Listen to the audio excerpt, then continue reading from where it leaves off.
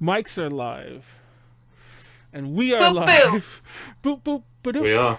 We're actually live on time. I bet you no one's watching because nobody's expecting that. Wow! We're live on time. Well, we are live on time. Holy fuck, this is a fucking record. I think no, I'm not even exaggerating, and I'm not joking at all. I think this is the first time, if not ever, then it's the first time since like the first 10 episodes or something like that we've been on time. Right. No, that's not even. It's like the first time in a couple of years that we've been on That's time. what I'm saying. Like it's been a long time, and I assure you that the number of times we've been on time are probably like one hand. If I really kept track of that, we've been really That's late how bad before. we are. Yeah, and usually it's about 6. Like it's like a running joke when. I know that I have to like speed it up a little when everyone's telling me that we're late. And I can't think of a single night where somebody's not telling me that we're late. Like, okay, Manuel, we're like 5 minutes late. I'm like, hold on. Literally every Tuesday night. Exactly. So we're exactly on time. That's crazy. Oh my god, it's a fucking miracle. I'm really scared to tomorrow. jinx it. I'm like, is something wrong? Is everything broken? The stream hasn't caught up yet, but it'll catch up in a second. But yeah, Ultra Podcast, the episode 115. 115. Isn't that insane? But yeah, post-Halloween, post-election, post-everything. As always, I'm Manuel, leader of A2J Connections. And joining me, as always, is Nyaru. Okay, time for my bullshit, guys. Are you ready? Taga fiba cyber diba fiba biba yan yan yadu. Hello everyone, my name is Yadu. I'm the failed idol turned VTuber. The idol was not too kind to me, so I decided to become the Hikimori idol on the virtual stage. Nice to meet everyone and see everyone, because we didn't stream last week, and I miss y'all, and I'm glad to be back. And especially because we have a very special person on today. Would you like to introduce yourself? Sure. I mean, anyways, what is up, people? My name is JohnLovesAnime. I'm an anime YouTuber. Recently became YouTube partner. And I just an interviewer on the Otaku Talks, which is I just interview just VTubers and just for me to show some love and support and appreciation, gratitude for what they do. Nice to have you. Nice to have you here tonight. It's awesome to have a fresh face as as a guest. We had a lot of those recently during the Halloween streams. I was mentioning before we went live that we just we did a bunch of tier lists during Halloween. And we had some guests during that. Too many. Yeah, honestly. Like I actually feel like too many.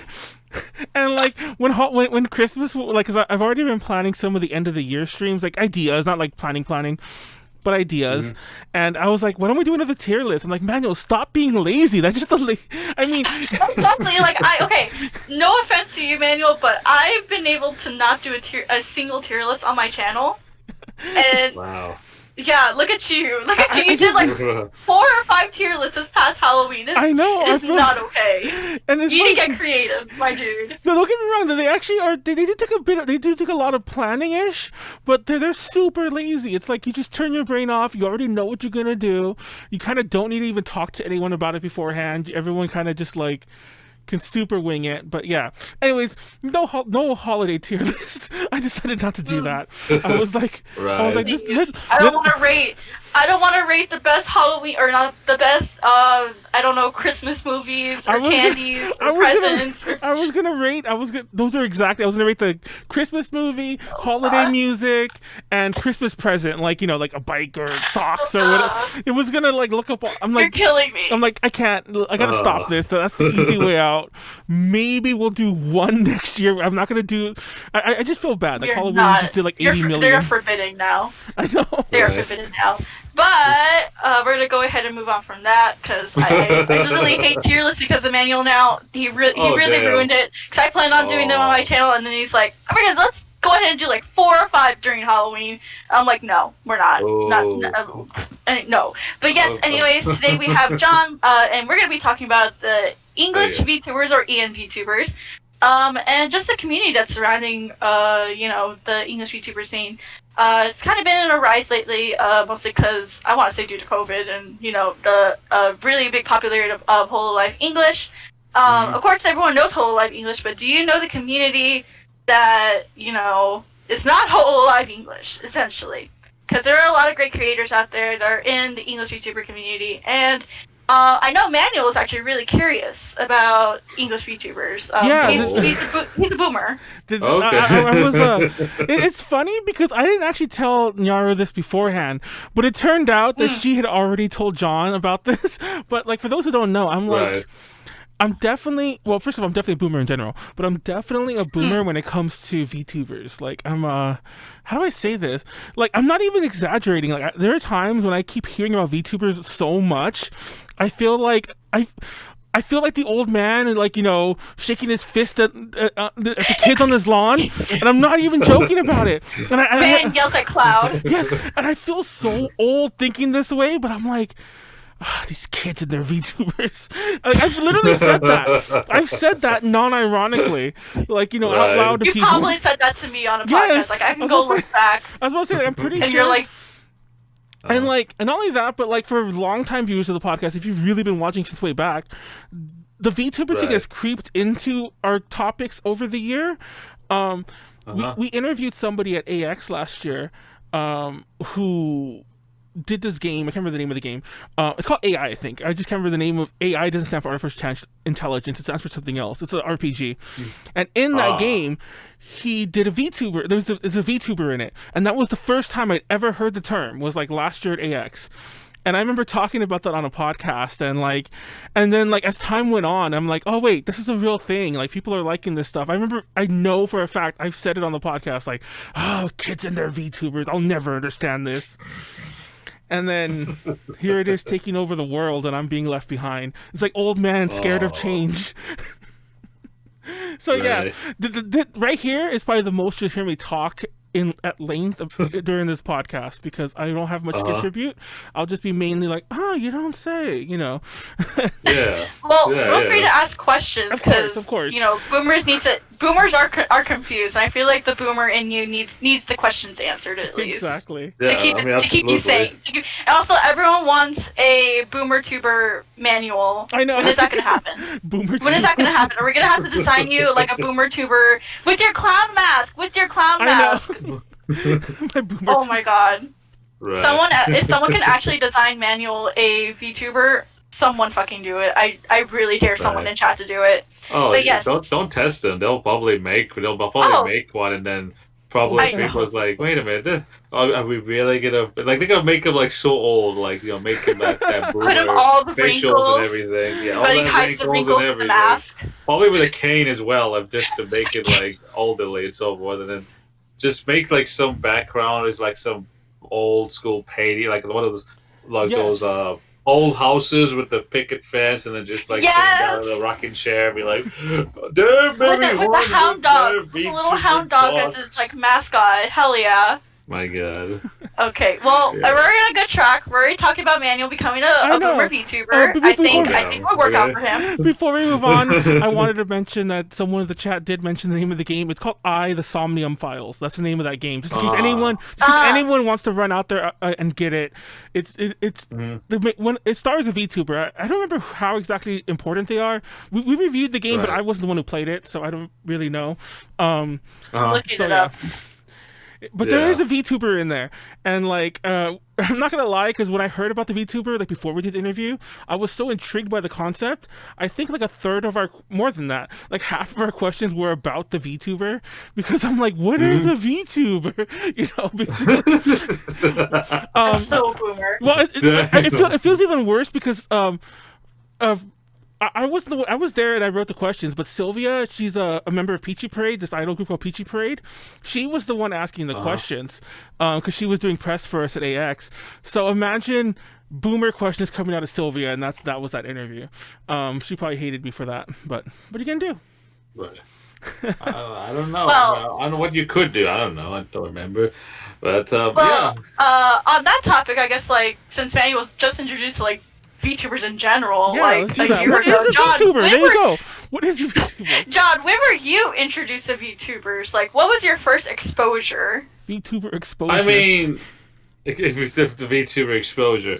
I mean, to be honest, like, you know, if you want me to just say like in a meme aspects, I could be like saying the annoying orange, but no.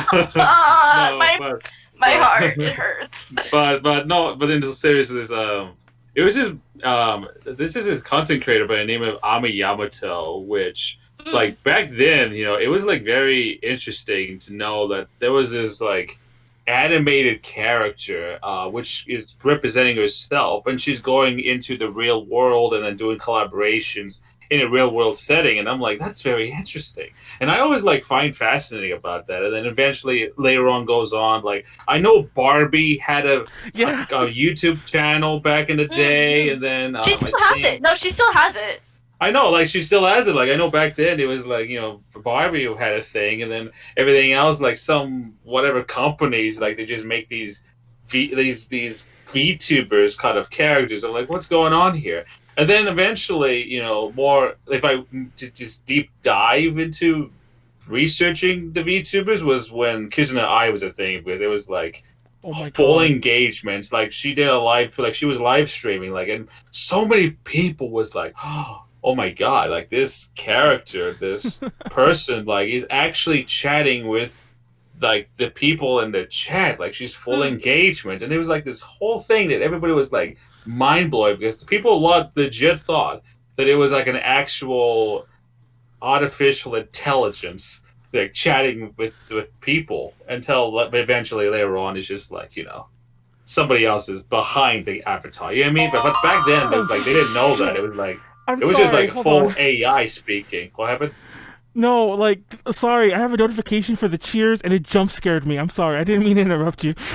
Sorry, it jump scared me. I got jump scared yesterday by my notifications. Oh my god! So I feel you. Sorry. Also, I see a lot of my homies there. Thank you, Angel. Hell yeah! This is already interrupted. Thank you, Angel Nebula, for the sub. Thank you. I didn't see who gave us those bits. Mr. Who gave us the bits? I didn't see. Sorry. Oh, Angel Nebula gave us the bits as well. Thank you for the bits. And Mr. Otaku also redeemed no cursing, so 3 minutes of no cursing, Nyaru. Okay. But anyways, keep going. Oh, it's funny. It's funny you mentioned who'd you just mention right now? Oh yeah, it's funny you mentioned how I was gonna make the joke about like, oh, it's like Wizard of Oz, the man behind the curtain, because when I first heard of Kizuna Ai, and if you remember, there was a point when I didn't know who she was. You made fun of me about that. Still don't know who she is, but okay. But there was a point when I learned about Kizuna Ai, and I thought that Kizuna Ai was an AI thing. I was so confused by that. It took me quite a while of knowing about her, until I realized that there was somebody on the other side of that. Again, like I said, like back then, like a lot of people was like they thought legitimately that it was like an actual like artificial intelligence, like an actual computer just chatting with people, and they thought this was like a new age kind of revolution for content creators. And then after that, then we have seen like a lot of these Japanese VTubers that just blew up, like Shiro and every other, like these Japanese VTubers just blew up. And formation of like later on eventually is the Hololive company, which that's what we're currently seeing right now. With the Japanese side, and then other countries just like China and everything of the sorts, and even now recently to the English Hololive that just blew up like exponentially. Like it's just insane just to be able to think about it. It's insane. Because I know like my exposure to it, it was like with Kizuna Ai, of course, like when she debuted and things like that. That was really the only one I knew. And then like of course I got into Hololive I knew about Hololive since last year, so I followed them casually. But then I took a trip recently to Japan back in January before COVID hit, and I saw like there were VTuber ads everywhere on the train, on big ads.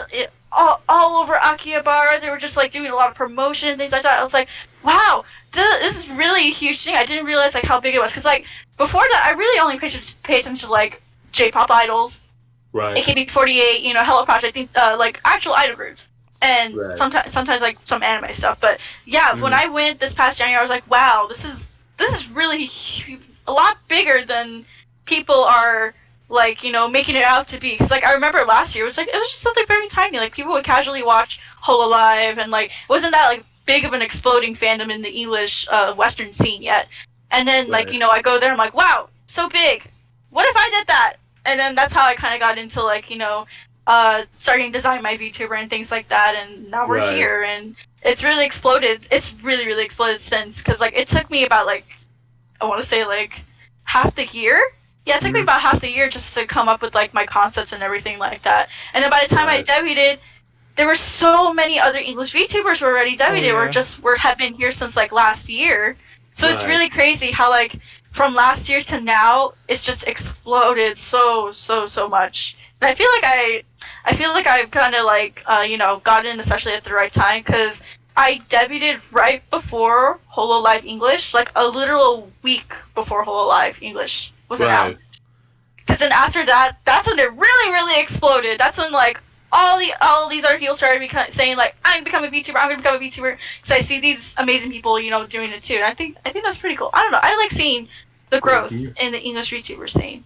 Yeah, absolutely. Like, like even then, like with the whole, like even now with the whole like English, and especially like there's probably more like probably lined up. There might be in the future where they might do like another auditions, and even then there's gonna be like so many more growths into that. But here's my opinion about this, because everybody knows like what really started like the actual growth. Because if you look at the VTubers, like when I look into them, like probably around 2018 to 2019, it was like very close knitted. So it was like barely some smaller English VTubers. I remember watching like Moe Natsumi, even like Rena Solby. Like those were like the two OG English VTubers that I would say that kind of gave that definition of the English VTubers in general. And then after them, that's when we saw like other like English VTubers. Like for example, I've watched like Yui Kai-chan,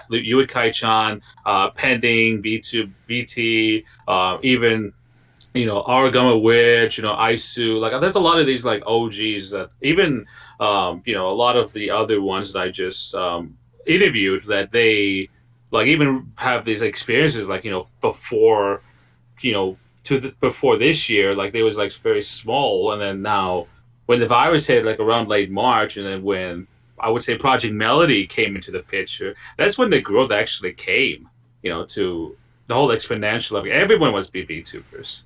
Everyone wants, because, and especially since you're stuck at home. Yep. Everybody now has free time to just be whatever they're doing. Like we've seen more streamers on Twitch, we have seen more YouTubers on YouTube, and then we've seen more people that wants to become VTubers, for various reasons. And a lot of them I've interviewed was, post COVID or even like during, COVID, and I was like, huh. Like back then, you could actually make "quote unquote" debut when they make their first day of streaming as VTuber, but now it's like every single day.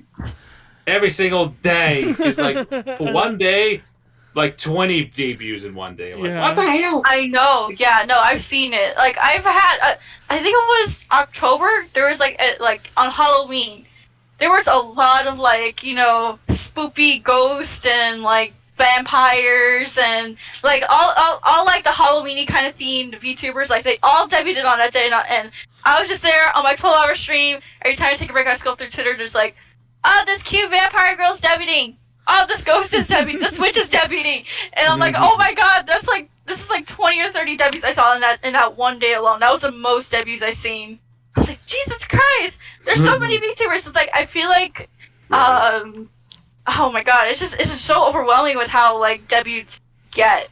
It's so like even thinking about mine, like I thought mine was pretty overwhelming just doing it, and I can't imagine like how like as we go further further on into the year and more as the season grows, like debuts become like this bigger, grander. Like I feel like they become more bigger and like more grander, more detail put into it, and I really like seeing like that effort, because like everyone's stepping up the bar with each other, and that really like promotes like really good growth, like positive growth. So like step it up, like that makes, I don't know, because I like seeing people work really hard, and I like seeing the effort shown off. I think it's really cool. Like, that's one thing. Oh, go ahead. No, go ahead. I cut you off. I apologize. I was gonna say, like, coming from like the overseas idol scene, which like the Western idol scene, you know, we do like basically in the Western overseas idol scene, we would do idol activities, but here in the West. Now, since we're such a small community that gets people to coming in and out very often, like I never really felt the need to, you know, step it up because everyone was very equal, like in their skills and things like that. So coming into the VTuber scene, I'm like, oh yeah, we're always stepping it up. We're always, you know, giving, how do you say, like, helping or like like assisting or yeah, like assisting, helping, or like encouraging. That's the word. Encouraging everyone to like, encouraging everyone to like, you know, do their best, and I like it. I really like that atmosphere. That's an atmosphere I really like about the VTuber scene. What do you like about it, John? What do you like about it? Like in terms of like the community? Yeah, just everything in general. I mean, like, you know, in terms of like, you know, because, you know, again, I have done like I done interviews with VTubers, you know, when I did back in March, and that's when you know, I was prolonged and I was unemployed, and like everything, everyone in my family was like laid off because of so and basically, you know, I was in a really dark place, so I was like, you know, I need to do something to be productive, but at the same time to help people and probably talk to more people, because I'm always willing to talk to people and make friends. So that's when Otaku Talks came to be. And throughout the time that I've interviewed so many VTubers, like I just recently booked my 100th interview and ended season 1. I'm going to start with season 2 in December. And what I love about the VTuber community is that not only that, you know, you can be very supportive to any content creator, like any VTubers that debuts or that they barely coming into the scene,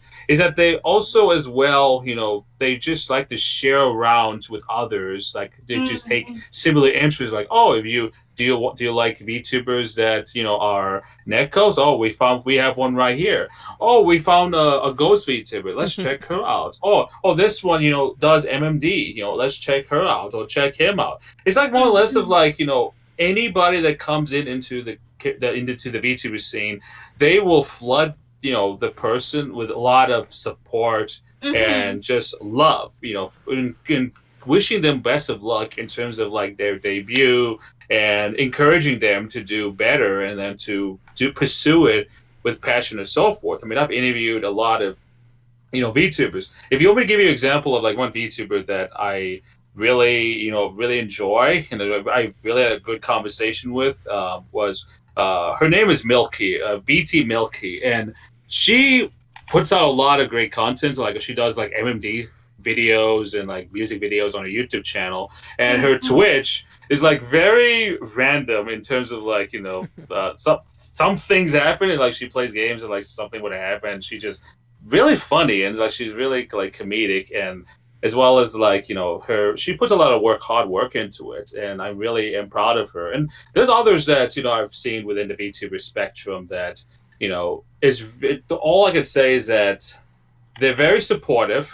They're always willing to lend a hand to anyone that needs assistance, and as well as that they show a lot of love and support to anyone that are newcomers, and very welcoming if they ever want to become a VTuber themselves, either as a in real life content creator like from YouTube, or just someone in general that's like, hey, I'm a fan of VTubers, this looks fun, why not I'll do it myself, you know, it looks fun, you know. That's a hot take. Hot take. Yeah, that's a hot take. Manuel, what do you? Yeah, it was funny. I was gonna join in right now too. It's funny because it was obvious that like it's my turn to talk now. But in the chat, the reason that's especially funny, not like, oh, it's my turn to talk, was in the chat. Callie's in the chat saying like Manuel's transcending to another universe. He hasn't talked in 5 minutes, which is unusual. Right. It's really weird because our dynamic here is that Manuel does most of the talking. But since I'm the VTuber here, I kind of had to take kind of charge today. So it's just very weird, and like, you know, Callie is just like, oh my gosh, she's noticing. Because we have because we have so many people here, it's easier to say it. But like usually the reason I talk most of the time because I'm like, oh, dead air is like the worst thing you could ever have. So like I'll just keep talking, you know, like nonstop. I'm like, so you know. Manuel, based off what we have said so far, no, actually, what do you enjoy so far? Honestly, what is your thoughts? Well, first of all, it sounds weird, so let me preface it with this. When the whole VTuber scene was really blowing up, especially in the past couple months, well, let me phrase that. The English VTuber scene was more blowing up in the past couple months, like post HoloLive, especially HoloLive English, especially. I did not think that the community could support so many newcomers to the scene. I'm like, this is gonna implode, and not so much implode. That's too strong of a word. Like it's gonna come to it's gonna get oversaturated. But if there is a saturation peak, it has not been reached. So I'm just amazed by the amount of like dedication and time, supportiveness, everything to give towards all the newcomers. And like I won't name names, but there's a couple friends of mine who've debuted recently. I won't even name the VTuber names, but I actually I can't remember them anyway, but I won't name their real names for obvious reasons. But we don't do that here. But anyways, some of my don't friends expose like that sometimes. So some of my friends debuted a bit more recently, like within the past 2-3 weeks, and I was like, in my head, I'm like, I wonder if anyone's gonna watch their stuff. Like they're brand new and they debuted really fast. Like they didn't have much of a lead up because it's like, we gotta do this in October because that's when funny enough, like Nyaru just mentioned, because that's when everyone's doing it. So but I tuned into some of their streams and I'm like, damn, they got a lot of people who just showed up, and a lot of people immediately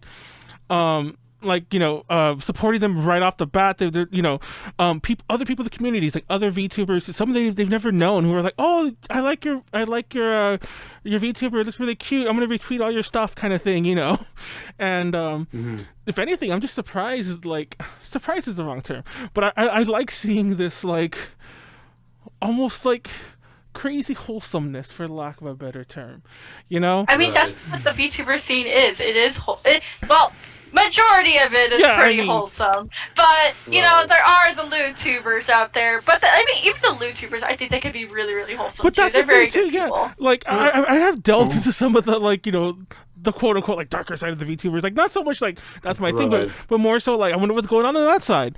And it still seems like just another version. So it's just it's just rare. It's rare to see any fandom so big and not get mired down by negativity, for lack of a better way to describe it. So that's probably the best thing I could say. And like I said, and it seems relatively easy to break in if you wanted to become a VTuber too. Because there's for now at least, because I feel like as time goes on, it's definitely maybe a little bit harder. But I don't think that should really scare away people from at least trying, or putting all their effort into it either way. Yeah, I do feel that there is a saturation point, but like I said, we haven't reached it. Also, when Nyaru was talking about how to become a VTuber 2-3 months ago on the podcast, when she first debuted, she was talking about how more or less how she did it, what she did, what she paid and whatever for some of her some of the pieces. I don't know if your people have gone up, but some of the people that my friends were commissioning for VTuber art, modeling, and so on, their prices have been slowly going up, doubling for the past, not so much, we're taking advantage, but just because things are a lot more in demand now. So I think that gate is starting to close. So get in there now if you're gonna do it, or be skilled, or just do it yourself. The DIY stuff's always. There are a lot of people that do it themselves, and I like that. I think those are the best VTubers. Yeah, I mean, there's been a lot. There's a lot of VTubers, which again I can give examples where they can actually, who are artists who could do 2D. I know one VTuber that she initially made her own model in art, photoshopping and everything, and then she rigged it herself. She knows how to do rigging as well on the whole 2D. To a 2D model, and then now eventually she's going into a more kind of a professional 2D from somebody else that has more of experience and more easier and so forth. But she knows rigging, so she can just take on the rig and just the model is more professionalism. And the thing is, there is any price you could get on a model. There are VTubers that they make their own models. You have to have some artist background, and you could draw your own 2D model. And probably you can get somebody just to the rigging, eye tracking, mouth tracking, movements, whatever the case may be. But back then, when I talked to a lot of the OGs, like there was more complications to be a VTuber. Like there was not a lot of options to, able to get a lot of equipment or the softwares or anything to be a VTuber. But now it's more easier because you could just give it a webcam and then you can able to track yourself and then be a model, remodel and everything. Just use a webcam and a microphone. And there's softwares that are free now that really does a good job, like VC Face, that you could actually able to do an eye tracking, facial tracking and everything of the sort. And it keeps upgrading. It does improvements. So I'm just saying is that, back then, harder to be a VTuber. But now it's way easier to be a VTuber. But getting a model actually, it can be pricey, but I would think of it as like it's worth the investment. It is kind of worth the investment because, like, right. during the past 2 months at least, I paid off everything for my VTuber, and I'm very happy. I'm very, very happy with like the results and everything. Because for me, at least I worked with to come up with my stuff. I worked with a lot of people. Well, specifically one person that was in the Western Idol community. She's actually going to be a VTuber soon, very, very soon. San. She worked on my model, and it was funny because around the time when I contacted her, she was like, "Yeah, I'm really interested in like doing art, VTuber model live 2D art," and she priced me kind of low because she didn't even know because like around that time, like I think it was like March, April, May, like. We both weren't sure like how to price any of this, so she priced me very low, and I feel kind of bad because it's just we didn't know. We even did like research, and it's like, oh, there's a lot of people doing it for like this much, but then there's a lot of people doing it for like very, very low, and so we went like somewhere in the middle for pricing, and then like I hired someone on Fiverr to do my rigging, which I was pretty cheap as well. But overall, yeah, it's a very expensive process, but I really don't think like the expenses should really hold someone back from becoming a VTuber. That's just my hot take though, because like there's a lot of self-made VTubers. I know Callie mentioned Yodo, who John just recently interviewed on his show Otaku Talks. She handmade everything, rigged it herself. She handmade it herself, and I really admire VTubers who do that. And speaking of self-rigging and everything or self-making, I know. Like I said, San, she made her VTuber model that she's going to debut soon. And then I have another friend that's from the idol scene who's also debuting as a VTuber as well. They made their own model, but they got their model came out really, really nice. Their name is K. Right. Go follow them. K.exe. Please support her. But yeah, no, it's just like it's crazy how like how much it actually costs to be a VTuber, depending on like your skill set, how much money you have. Because like when I first asked someone about rigging, I got a quote for like $1,000, and I was like, eh? I mean, I can do it. I mean, like the thing is, I could have done it, but I was like, I don't know if this thing is gonna take off. Like I don't know if I want to invest that much money into something I don't know if it's gonna be like successful. Yeah. So I was like. I contacted someone on Fiverr instead who did it for like $150. So I was like, okay, hell yeah. Low cost, low risk essentially. So when everything finally started taking off and everything, like I was able to pay off my whole credit card in the first month of VTubing. It was amazing. I paid off everything.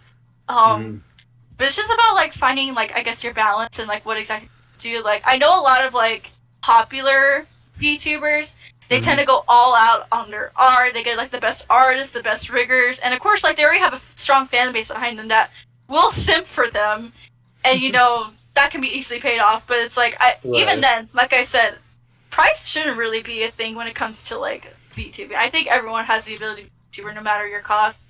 And even successful PNG VTubers who don't have like a moving model or anything like that. I have a lot of friends that are like that, and like honestly, good on them for still trying to do VTubing, but like in a non-moving model. I think that should just as supported as well. Right. And I know a lot of them.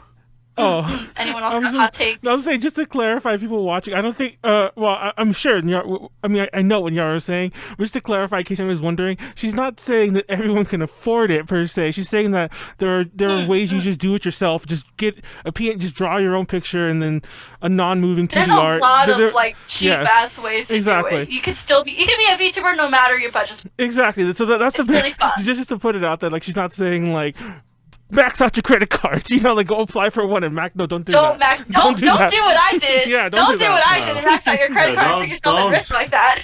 Don't go in debt.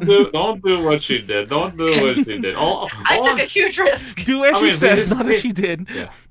Go ahead. Yeah, don't do that. All I can say is just like, you just have to find the budget. But first, save money. Like if you think that maybe this is something you want to do as a passion, then just save up a little bit of money, and if they can do a payment plan, that they could do it. I know there are many modelers that they are willing to do a payment plan. They just said, okay, up front, pay this much, and then maybe within a little bit of time, then you could just pay it off. But and also as well, like if you know how to draw, maybe you could draw your model and then learn how to do rigging and so forth, because rigging, it can be a little complicated, especially like where you need to be rigged in terms of like, a lot of these bones and everything. Like the guy that probably, paid that asked for you $1,000. I'm assuming that, he wanted to rig everything in the whole body. Exactly. The head, eyes, the arms and everything like and all that stuff. And apparently Mystery Otaku says like it's been the stream stuttering or frozen or something. Oh no, not again. This always happens. Don't worry, we still have the recording running, so you just continue your thoughts. I mean, it's moving still. Yeah, definitely. Like, if the video lags, there's always still sound. Not that we should settle for that, but it seems to be back now. If it stopped earlier, sorry. I was usually I'm like on top of the chat. I didn't even see that. Oops. No worries. And of course, it happens when we have like 20 viewers. Oops. So yeah, my bad. Right. Go on. Keep going. No, it's all right now, homie. Oh no. It's just like just wanted to bring that up and so forth. It's all good. But I don't know. Like I know you. It's just this is basically this live stream is basically just enlightening Manuel about VTubers. But does Manuel have some form of question that he wants to ask in terms of like getting that knowledge? Mr. Boomer, do you have questions? Yes. Now, you mentioned earlier about first of all, like, have you been interviewing VTubers pre-COVID, for lack of a better way to time frame it? I mean, like first, like when I did my first initial interviews, like I think if I remember, maybe the first 3 or 5, it was like some of my YouTube YouTube buddies that I did my initial interviews, because they were like close friends. So I was like, I'm gonna interview them, just to basically in a way to learn what I'm going to be doing in these interviews, because it's always like when you do some content, it's always a learning kind of thing where some first ones is gonna be your bad ones, but it's always a learning kind of experience. That first one be like, okay. What can I do the next time and do better? So, go ahead. Oh no, go ahead. I didn't mean to cut you off. Go ahead and finish your thought. No. Go ahead, Betty. Oh, it's all good on me. I was just gonna say, because I know that they. I was just so surprised. I guess I should have been surprised. Obviously, I knew they were going to be VTubers. They've always once I found out how old VTubing was, I'm like, sure, there were probably English VTubers for a while. But I was so surprised to find out that there was quite a decent. I don't want to say it was like a huge scene, but there was quite a decent of a scene pre-COVID, Hololive English. I was like, really? Like, there are some VTubers who've been around since last year, which, I mean, like, maybe there was some that were around before 2019 even, but the fact that there were English VTubers in 2019 blows my mind. I never heard of them. Yeah. So I just find that most interesting, and like I was gonna ask, because you said that you've interviewed some or you've talked to some that who've been around pre-COVID, pre-2020, for lack of a better way to put it.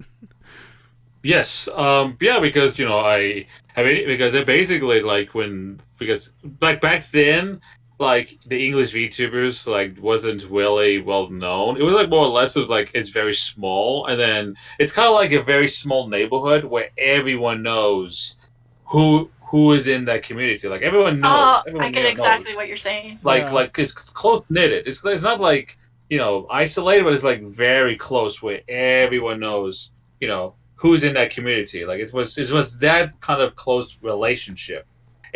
But later within the years, it grows a little bit bigger and bigger. And yeah, they could still remember everybody. But that's when late March came about, when when COVID started to hit. That's when this whole boom of VTubers just coming into the scene, like spring, I would say, was like a huge explosion of like VTubers just coming into the scene. And when that happens, that's when that small little neighborhood just turned into a whole goddamn city. And next you know, and then now, as of this month, turned into a metropolis, because it's like new VTubers coming in day in and day out, day in and day out. And then here I am, the interviewer, just like trying to try to talk to each and every one of them, because I want people from the outside communities, like let's just say outside of like YouTube, or probably those that don't know about VTubers, just get that experience about the VTubers, and maybe those like you, Manuel, to learn something about the VTubers. Like, hey, you know what? This is kind of like a newer way to be a content creator, whether you be a YouTuber or you be a Twitch streamer. So it's always unique just to have that learning experience for like anybody that comes into one of my interviews. There's it's funny because like, how do I say this? Like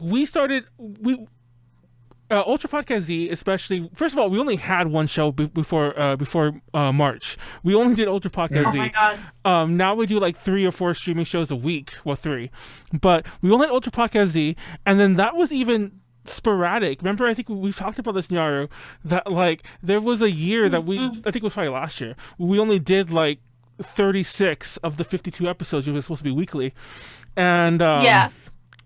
And then once March happened, our schedule became normal. But then we're like, hey, let's just stream twice a week. And then Nyaru decided that she's gonna become a VTuber, and I was like, it's happening here. And then around that same time, there was a friend. There's another show I do, much more popular, much more like totally not anime related, about movies. And right. a random, like, out of the circle entirely, one of the people from that show is like, I think I'm going to become a VTuber. And I'm like, what the So yeah, it just blows my mind. And I even wonder, because there's probably friends I don't know who are doing VTubing. I'm sure there are, and they are. And then some of my friends like I know who are. It's like, God, you're right. It's like a metropolis, and all of our friends live in it, whether we know it or not. Yeah, exactly. I don't know. It just blows my mind. Like I said, once again, going back to the saturation point, I just can't believe that we haven't hit it. I'm glad we haven't. I've actually, people might hate me for this, but I've had to start limiting the VTubers I follow, because like it got to the point when like my Twitter feed was just nothing but like people like retweeting like debuts, streams, and VTuber stuff, and I'm like, okay, I'm gonna follow the VTubers that like I know pretty well, or I'm like been fans of for a while. But I think my days of following new VTubers, I've hit my personal boomer limit on VTubers. My boomer brain only accepts like a dozen VTubers. Like, that's it. To be fair, that exists in my other media consumption as well. Like, I only follow I only really watch like 10 or 12 YouTubers. You know what I mean? Like a handful of streamers. But I know some people who like have crazy Twitch schedules, like not for streaming but for watching.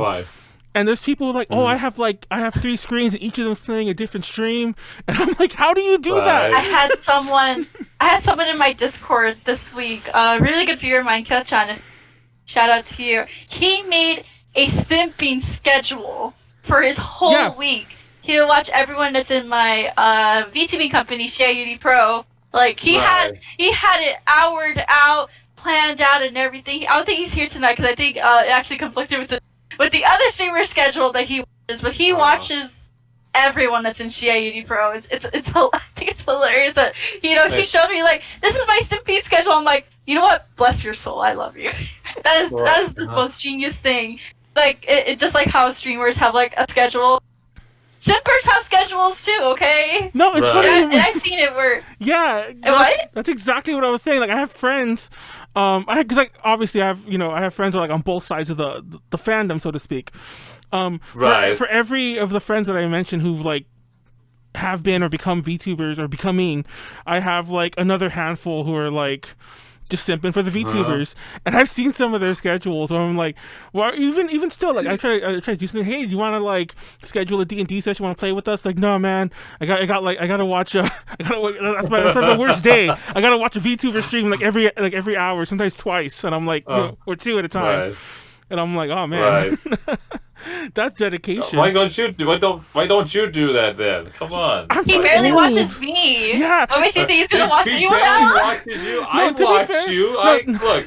Go ahead. No, to be fair, like defend yourself. I love putting on streams in the background while I do stuff. First of all, a lot of the VTubers I know, I like doing that too. A lot of the VTubers I know stream too late for me because usually by then I'm like doing my own thing. But like I've watched a ton of my friends' streams. I just. For some reason, like all the VTuber stuff's like never in my right time zone. But I have watched Nyaru stream a lot. Sure you have. I have. I watched Nyaru stream. To be fair, thank you, John, for watching my streams. To be fair, Nyaru stream is probably the only one that I watch with any regularity. Because I stream pretty early for California time, which is like 5. Exactly. That's when everyone's like getting out of work and they just see something to like watch in their car. Like, I get a lot of that, because I get people telling me, like, I was watching you while going home from work today, and they were, like, in California or, like, somewhere on the West Coast. I'm like, hell yeah. Watch me on your way to work. Watch me on your way home. Hell yeah. Yeah, as you're going back to work after you were at work. Yeah, good. I'm kidding. I can't bully you. You're too precious. I'll bully Manuel. Oh my god. No, I'm kidding. I can't bully you. I can't. I'm too. Everybody. What's funny is that like I have another interviewer that people just constantly bully him. Like it was just like it's playful bullying. But when I said okay, because I made like a cursed smoothie, I said okay, guys, I'll give you permission to bully me, and every one of them was like, oh, we can't bully you, John. You're so wholesome. We can't do that to you. Like I'm like, okay, yeah, I can't bully. I mean. No, it's funny because like we've been running. It's funny because ADG is actually coming up on its 6th anniversary right now. Like we consider our like main anniversary on Thanksgiving, so it's kind of like a floating anniversary. So we're about to hit 6 years, and I've always joked, and we've always joked that A to J Connections is held together by a mutual hatred of me. Like that's what really holds us together. It's not like the camaraderie everyone feels is more so like, God, don't you just hate Manuel? And then there you go. That's literally everyone. That is. Why? And that's the camaraderie everyone gets. Because he's a boomer. He has bad opinions. He is a boomer. He's a boomer. He's a boomer. You don't just bully the man because he's a boomer. For 6 years. That's ageist. Look. Oh my god. Can we all just agree that we just want to show love and appreciation to all content creators? Behind the scenes, actually, not gonna lie, behind the scenes we're pretty pretty wholesome. A lot more chill. Yeah, we're a lot more chill. But once they get out like on a panel stage or on the podcast of DTL, it's like it's just part of the culture at this point. Yeah. We can't change our culture. Oh man! Oh, I tried, Chad. I tried, but I can't change my culture. It's been going on, like I said, it's been going on since day one. For 5 long years. It's probably gonna go on for 5 more. Exactly. Right. I like how my homie Milky is in the chat. Like, I'm about to bully you, John. Okay. Oh my god! Don't bully John. He's actually the most wholesome one here. He knew me trying to like fix amends with me and Manuel. It's just like, and we're just like, nah, that's not happening. Yeah, like nobody's managed that yet.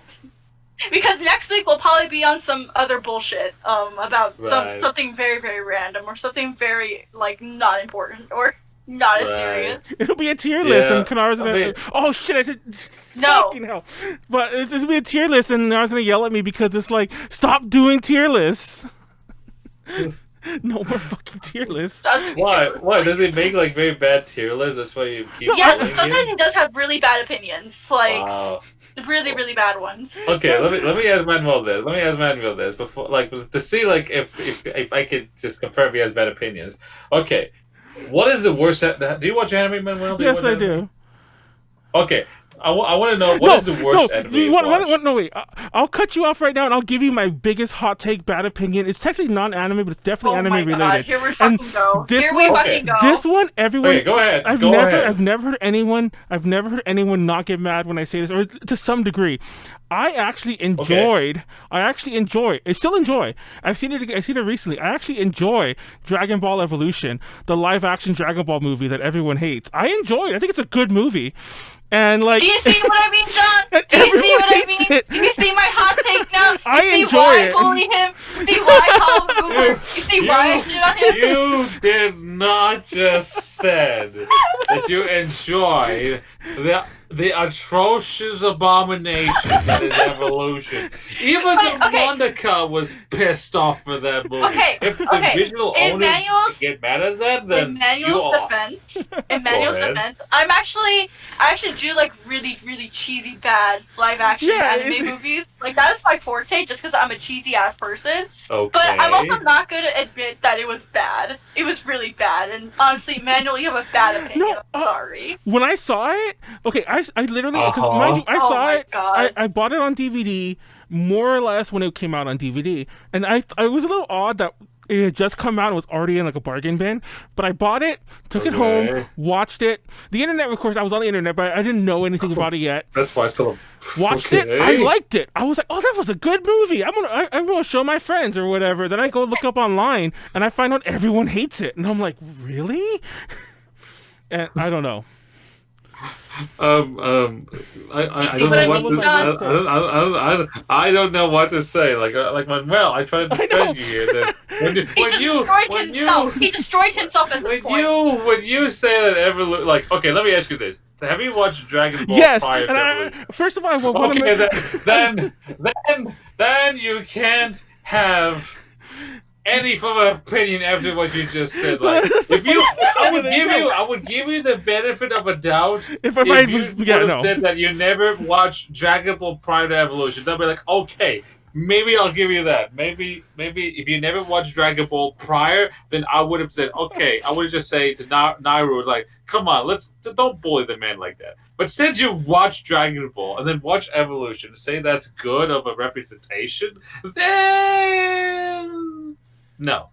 As an otaku, is there a DTL on this? Okay, Manuel, next DTL you have to do a Dragon Ball live action. You have to. You're obligated at this point. You kind of have to. I mean, I'm sorry.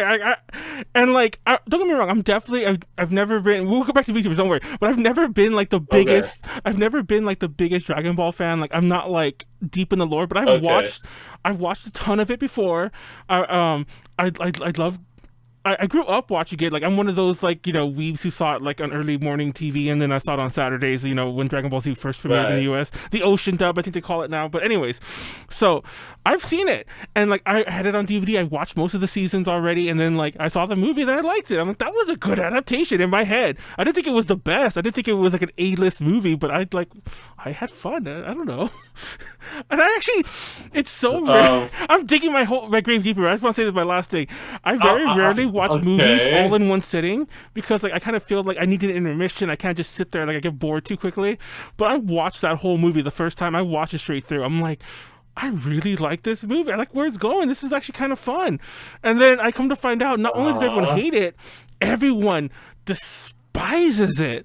Like, I've yet to meet anyone who's able to say that it wasn't a terrible movie. Most people be like, I guess it wasn't the worst, but it's still a terrible movie.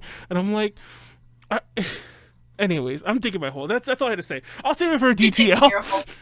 I'll save it for a DTL on this. Yeah. It's better to just leave it before we just dig further, more 6 feet down under the grave. John's already regretting his decision to come on here. He's like, oh man, I gotta. Exactly. I'm so sorry, John. I told you the bullying was for a reason. Now you see why I have my. Okay.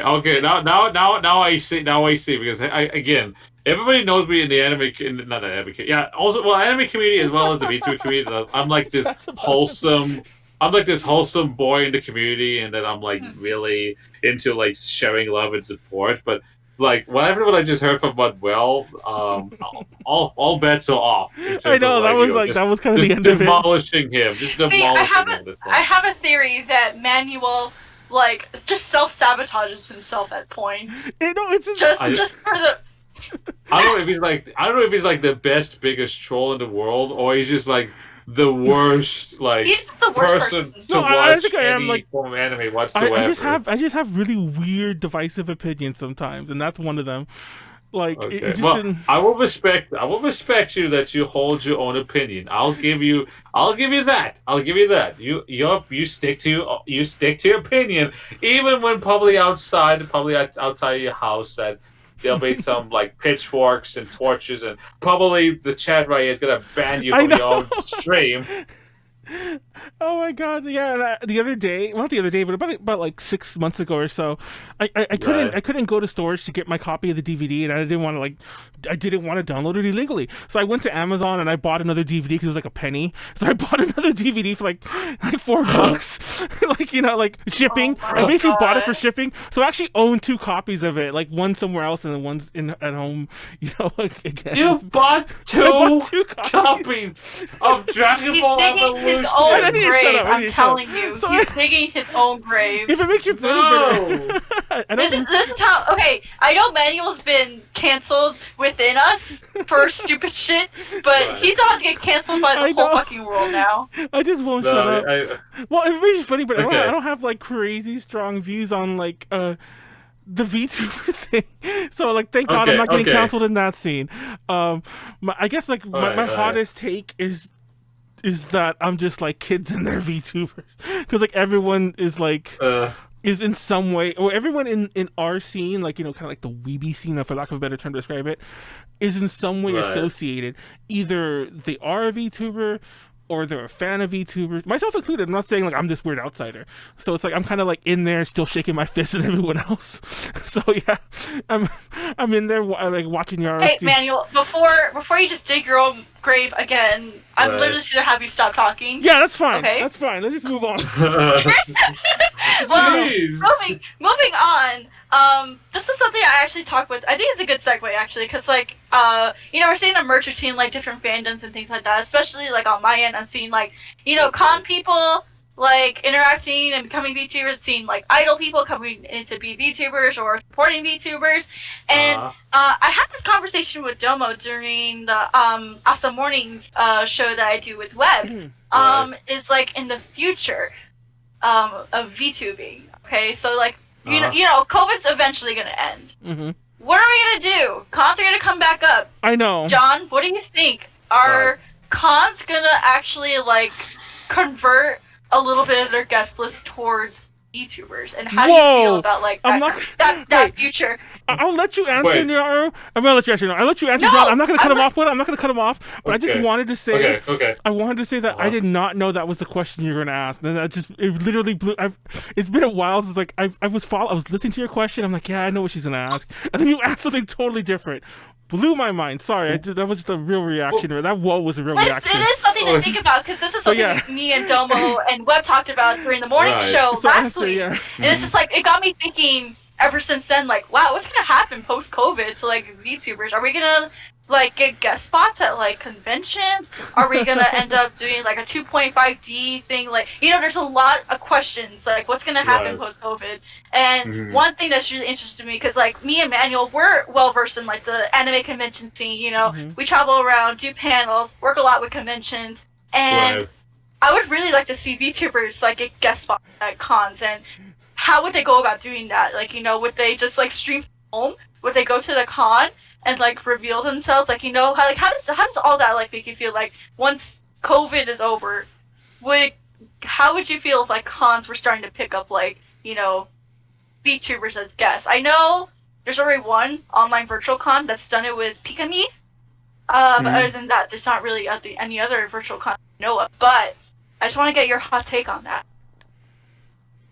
On mine or is it Manuel's? No, yours, because Manuel needs to shut up at this point. Yeah, I'm done. Oh, okay. okay. I just want to say, like, you're talking about Manuel about that, but okay. Well, here's the thing about this. Like, I've talked about this to various VTubers, and my take on this is that, it's still new, so I doubt that the conventions, if they would have just bring people into the buildings, like, I doubt that they're going to, like I said, let's be real, like, because it's still a new thing, that there's probably going to be a hard thing for, like, VTubers to be, like, actual guests, but however,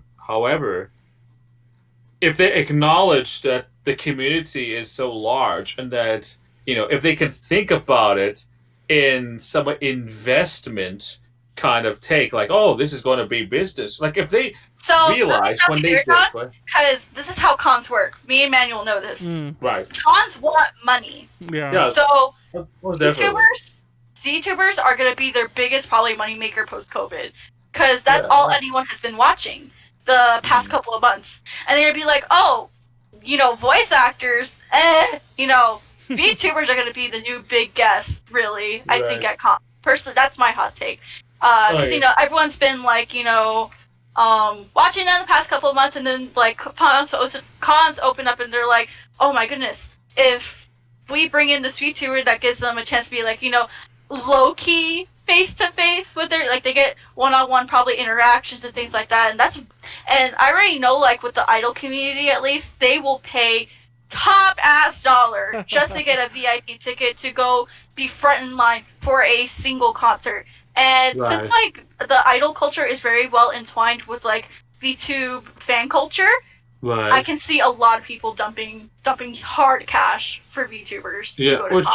Which I was about to add to that, is that if they can, like, as I said, if the companies realize that there probably is a market to bring in the VTubers. But here's the thing as well, because the conventions also now, because they'll be like, they're virtual characters, they have to probably buy projectors or monitors or some form of technology to showcase the VTubers, because there'll be some VTubers that either they can't leave home, or that those that just don't want to reveal their identity. That's going to be a struggle. Like, for example, Anime Expo, about, I think, 2017, 2018, we had Rina Sobi, she was... Yeah, I remember that. She was a VTuber that went to Anime Expo, and she was there on a really large projection, doing DJing and all that stuff. And even, like, some I know that was supposed to be, like, going in there and so forth, because of COVID, they had to cancel it. But if Twitch would acknowledge the VTubers, because that's where a lot of VTubers go. Let's be honest. They go to Twitch to stream and so forth. We have the biggest names, Project Melody, Centrea, Iron Mouse, Silver Veil. Like, if Twitch would have realized that, oh, these are where people go to, these are people flooding, and then they could find that investment within them, or they could see, like, oh, if we can invite them into our conventions because of how many people they averaging, we can make money out of this. And if they can make, like, that tab, which I hope they do, like a category for VTubers, so that way it's easier for VTubers to be noticed in Twitch, because there's so many streamers, and that there's a lot of them are VTubers, so they should have their own tag, so that way everyone knows, oh, this is a VTuber kind of stream. And I surely, like, 100% agree that VTubers should be invited to go to conventions, have the projections, to do panels, or even, like, this is just something I think would be a good idea for those that don't know about VTubers, is to have, like, some form of artist alley, where it's just gotta be nothing but VTubers, just like screens on each of them, and have that little introduction on the side, kind of like a cardboard cutout of who they are, what are their socials and so forth.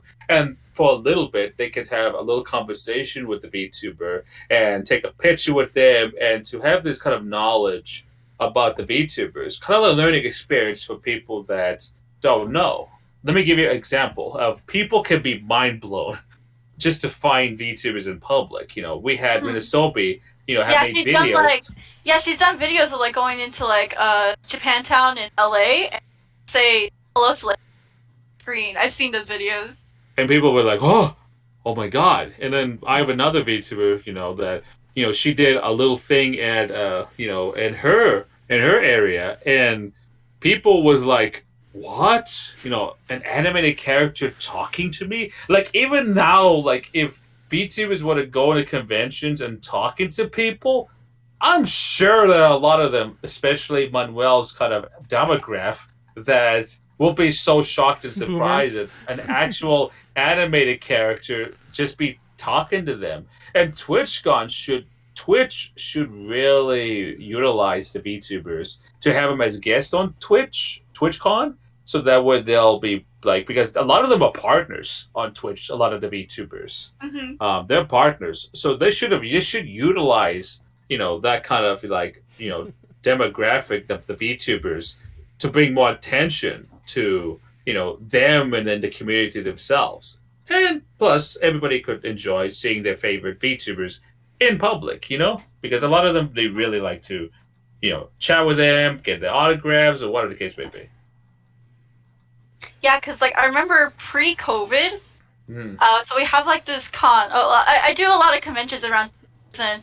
Right around like January, February, when the con season is popping up, everyone just out of nowhere started suggesting live, keep in the eye, like they were starting to pop off and things like that. Right. And then of course like everything got canceled and everything. And I feel like if COVID wasn't a thing, we would have already seen like VTubers as guests in a way. Right. But of course like now with everything blowing up, I feel like since there is a demand, I've seen the demand in multiple convention request threads. So most of the time they're all in Texas, so I don't know how other states are. Well, I guess California would be a lot. Yeah. I feel like California would be a lot too. It'd essentially be easy to get like Japan to come to California, because that's just an easy 14-hour flight or something like that. I mean, plus a lot of people associate California as like this state of where a lot of technology advancements and so forth, especially San Diego. Like a lot of technical, people are in San Diego. So to be honest, like if they wanted to just utilize, like they should do Anime Expo or even Comic-Con, if you want to think about it, to those two. Oh no, I would not support a Comic-Con. That's just my hot take. I'm just saying in terms of like convention sizes. I'm not saying that they could go there. I'm just saying convention sizes, if they want to utilize the attention. And the thing is, oh, kitty. Oh, sorry. But no, like in general, like conventions, even small conventions, they should be like, if they want to get some attention to the smaller conventions, that they should just bring them in and be like, just, hey, you want to be a guest on our convention? Let's just have you on, do a panel and so forth. As someone who really likes smaller cons more than bigger cons, right, I would definitely give more. I would definitely love to give like more attention to, especially like events. I don't know, something about smaller cons. It's definitely a lot more like homey. You definitely get a lot more interaction, more wholesomeness out of it than like a bigger convention. So I can definitely see like at least like if it's a VTuber, I can definitely see them like taking advantage and going out to like those smaller events versus like a bigger event. I just think VTubers in the con scene are definitely something that's gonna happen in the future. Because like I said, we've been watching VTubers for the past year already. We're just sitting at home doing nothing but watching VTubers. Once we're able to leave our house, we're probably not gonna be able to watch as many VTubers as we. And then of course when cons start coming back and we get to like go see our friends and things like that, it'd be like, man, I wish this con invited all these VTubers and things like that, so I can actually like person, because maybe they help me get through like this really bad COVID time. like just a way to give back. And I really hope cons at least do consider. I think they will. Personally, as someone who's worked with cons, I think it is something that is definitely going to happen. It's just, making it happen because, COVID and everything. Like, we don't know when it's going to, like, end. Manuel, do you have a hot take on VTubers and cons? Because I know you're well-versed in cons, too. Yeah, similarly, I think that, like, definitely is a thing that will happen. I do think that it'll be more of the separation. Like, the small cons might get the local, not local, but, like, you might, like, similar to where they, like, cons in Texas go for the same Texas voice actors. Cons in SoCal always go for the same Burbank voice actors. So it'll be a nice change to that to maybe get some local VTubers.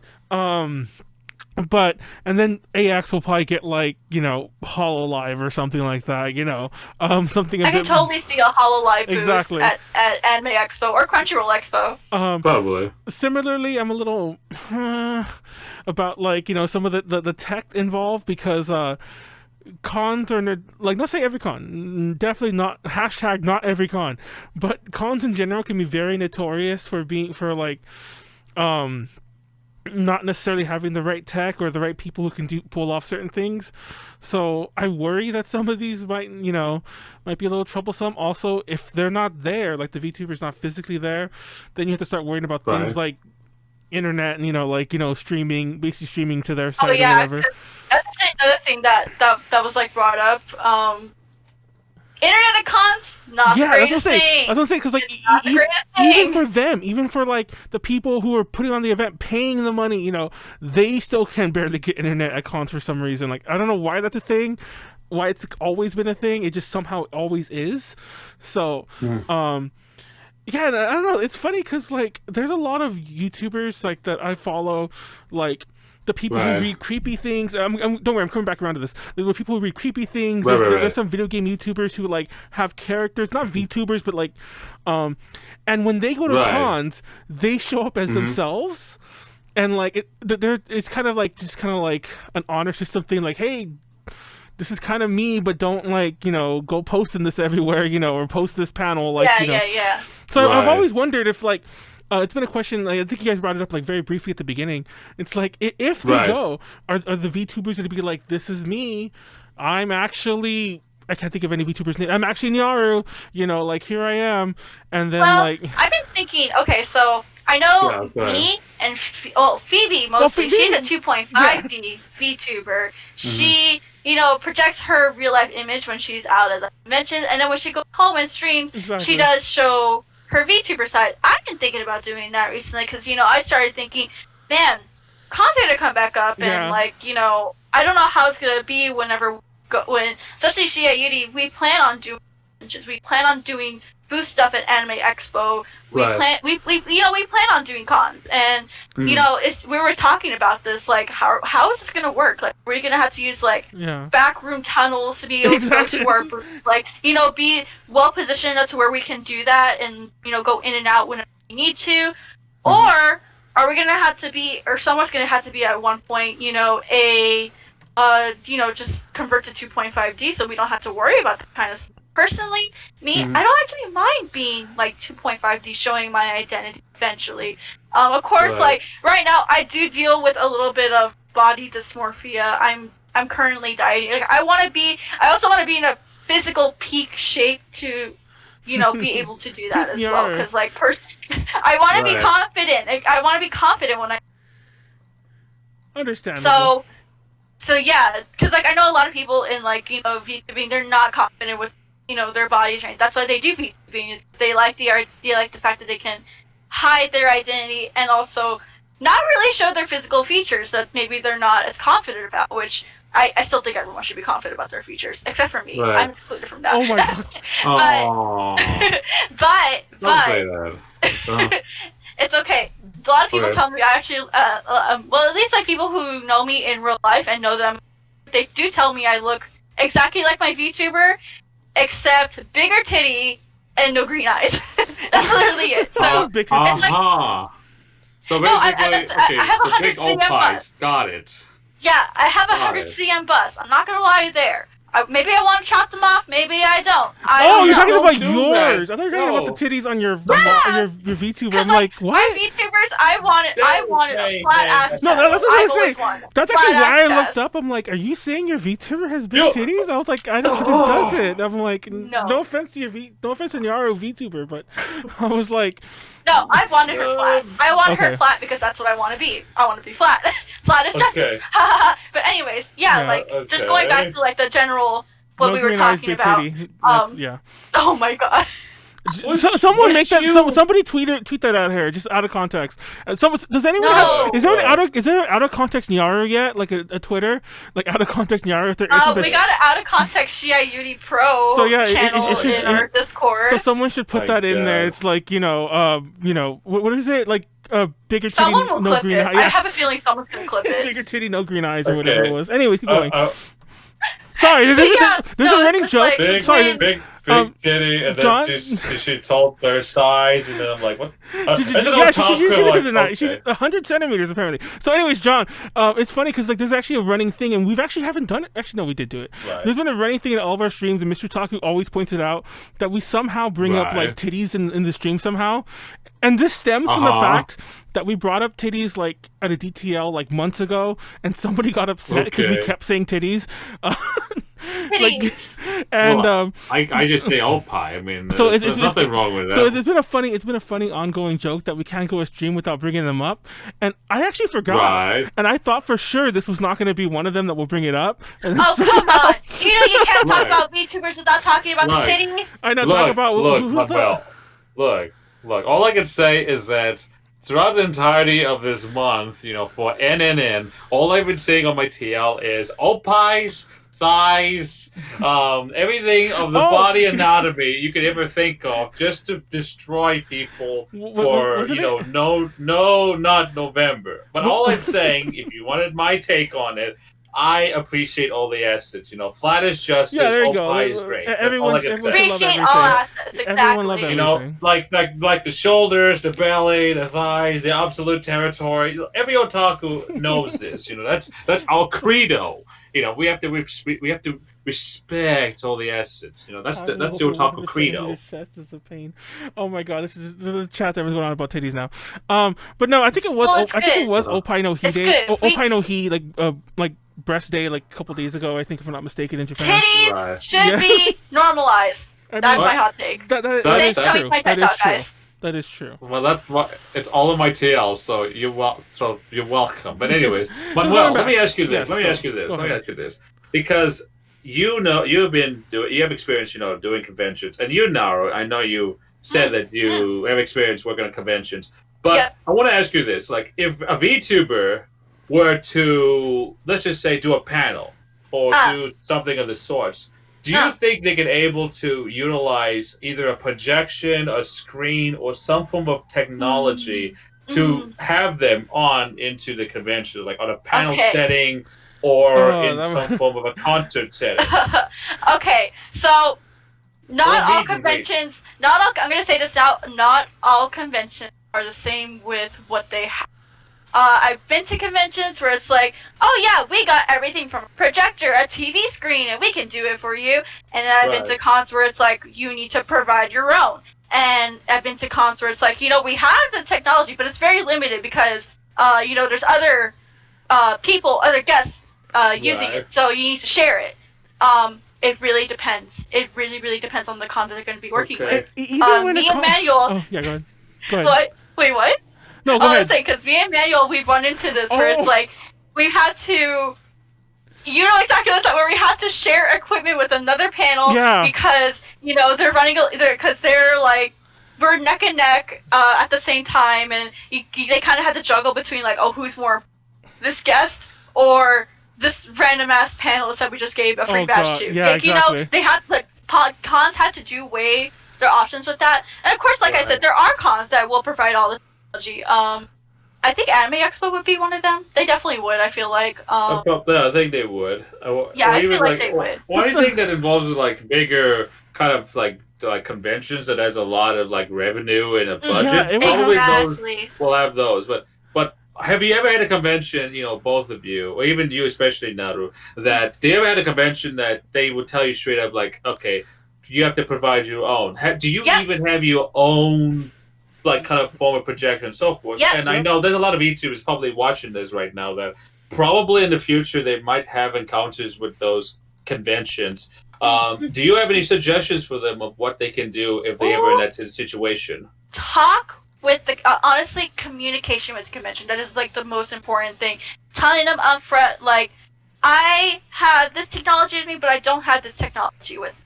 Are you willing to, in the contract, provide that, say that you're going to provide this equipment, or do I need to provide this equipment? It's just communication is going to be, you need to ask like those questions, basically, that make it clear on that, I don't have this technology, but I'm willing to put money for it. Are you?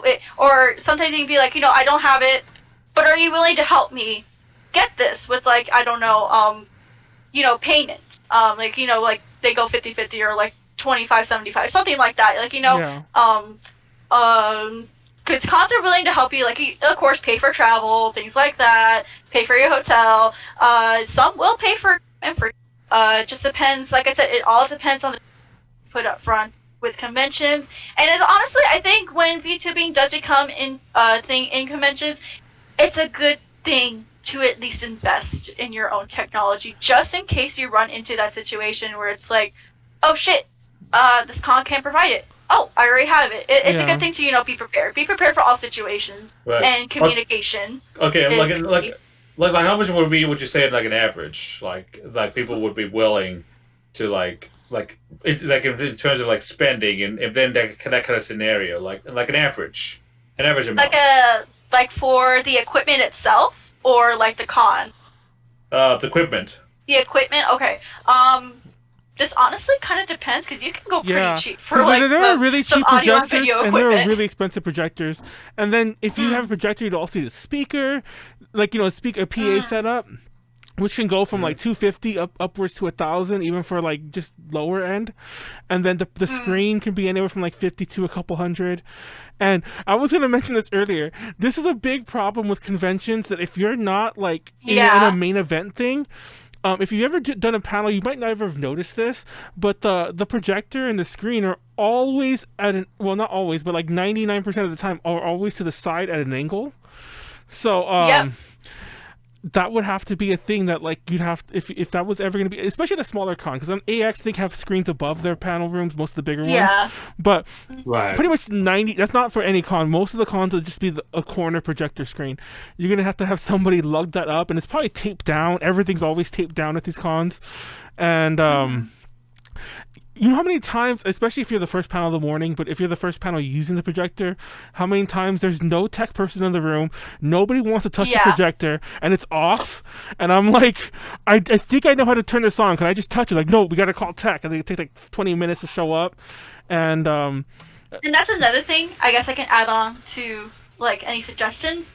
Right. Learn audio and video. That's if you're just doing panels in general. I really suggest you like do a couple of like YouTube tutorials, maybe take a class on audio and video, just so you like what you're doing with like all the tech and things, like, so you don't have to rely heavily on the con, at least. Because I've been in situations too, because like I said to you before, I've done full idol showcases, and I've had moments where it's like I don't have an audio video person that I need to do this myself, so I had to learn how to do audio and video myself, just in case for like that situation. And then of course those situations did come up, and I was able to fix everything like on my own without relying on tech, because that can lead to major delays. So just learning the trade of audio and video can be so helpful, even though like the con may get upset at you later. No, exactly. Like, you know how many times I have people yelling at me? I'm turning on things, I'm flipping switches, and I'm like, I got this, don't worry, because I'm just gonna do this myself. And people are like yelling at me, like, you can't touch that. I'm like, nope, there it goes, everything's on and working. Let's just start. Yeah. Right. And that's another thing too, I guess, with cons is you need to have like, I guess, a big personality, not big, but a hard personality. You need to be able to like handle those rough situations. Because I've seen a lot of like people idol scene, like they guess at a con, they're like, wow, that was a really like hard experience. Like they didn't expect them to like work because you are going there to work, not to play or have fun. I mean, it is. I mean, when you go into the panel, of course, like it's gonna be fun, talking with everyone and being fun and things like that. It's fun, but once you get off that stage, you're gonna be working. You're gonna be like networking. You're gonna be, talking with like people for like hours, basically. It's a lot of work. Conventions essentially. So just having that big personality, audio, video skills, especially for VTubing, communication and making sure you are honest and upfront with the con about like your limited capabilities or your full capabilities. Like it is very. Someone called me for audio video. DJ Music Studio. Hell yeah! Hell fucking yeah! DJ Music Studio is really good at audio video. I know that he's like god tier at that. But yeah, it's just there's a lot of stuff he's. I'm really scared. Honestly, despite like I'm very excited that VTubing will probably end up being a thing at cons. Right. I'm very scared for like how, those VTubers are going to be able to handle being in like that situation. Exactly. Yes, Kitty, I know you were with me. Yeah. But yeah, it's just I'm really scared when like that becomes a thing. Like, how are they gonna be able to handle? Like, is it, like they're gonna do just one experience? Like, I hate it. That was too much work. I'm never gonna do it again. Like, I don't want them to be soured by their first experience, because like first experience at a con, it's always gonna be your worst experience. Always gonna be experience. No matter how perfect, how much money they give you, whatever they do to like make you comfortable, it's gonna be probably worst experience because it's your first time. And honestly, I really hope that when we get to that point, not a lot of people are gonna be about guessing at cons because like it can be fun, but it's also work, and that's what we need to separate. We need to lay that out right now, that it is work more than fun. No, and I'm sure that they like in VTubers, like I know there's a lot of VTubers that they have like trusted friends that has that experience in the audio video tech. So even some of them that they have their own form of business in terms of like trusted friends that handles collaborations or business or even anything of the sort. So there probably are a lot of VTubers I know that I've interviewed that probably they are prepared if they were to ever do a convention. If they ever do a convention or even like in some form of like a public setting, and I think they'll be prepared for that. But for like smaller VTubers, that probably they don't have that big friend group that will be willing to assist them in terms of like some other VTubers I know that has somebody or people in some form way that helps them with like easing scheduling, talking, responding to illems, like collaborations, others forms of businessing, in business in terms of like getting invited to a convention. It's just a matter of like like right now it's right now I think it's a good time before when COVID gets released that they should learn a lot of these things, especially photoshopping, even Adobe, or even if it's some form of like having like some form of like a trust, be like surround yourself with some group of people that has some mutual understandings, like we both have the same things and all that stuff. So I think it'd be some form of like they'd probably be ready if they were ever to be like some guest in a convention or something. Yeah, and that's like I think it's a really important topic to start bringing up like right now, right this second, because COVID may end tomorrow, or COVID may end like in a couple of years. You never know. Couple of years. Something when this whole thing is gonna end. So when cons do come back, because I know they're gonna come back right away. I'm gonna be real. They're gonna come back right away because cons just love money. They just love money. But it is an important conversation to have right now because everyone's gonna be super excited. They're gonna want to sign up to do panels. They're gonna want to sign up to be a guest or something, and then they're gonna go straight in, not kind of knowing what to expect, but they just want to do it because the opportunity is there, and getting this information out there that what you really should be expecting, that you should be preparing right now for the future is super, super. I cannot stress this, super important. Because when I did Texas Idol Fest, was basically all by myself. I did. I had people behind me, but I will admit I did a lot of the organizing, did a lot of the all by myself. I worked with and I social media, everything. I felt like I did. Of course, I had people like help. I was the main person for everything. But yeah, I wish I was a little more educated than on like, what to expect from a con. What skills do I need to learn? What do I need to prepare for emotionally, physically, and mentally? What do I need to expect from a con? I think that conversation needs to be starting to have right now. Because like I said, once VTuber, or not once VTuber, but once COVID ends, everyone's gonna go ham at trying to get a VTuber in their guest list, or all of VTubers are gonna try to go ham becoming being a guest. Right.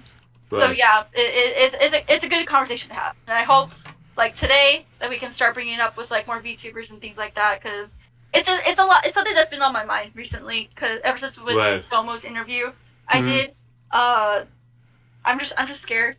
I'm scared because like I don't. Why are you scared? Not really scared. I guess like Are you like worried or nervous or more worried? Like, I guess. Anxious? Are you anxious? No, more worried. I think I'm more worried because like I don't want no one to go through like what I had to went through. Just like kind of getting pushed into the con scene and then like having to learn the ropes as I go. Well, of course, like you learn the ropes as you go, but like go like literally push in there like you're just learning how before you know how to.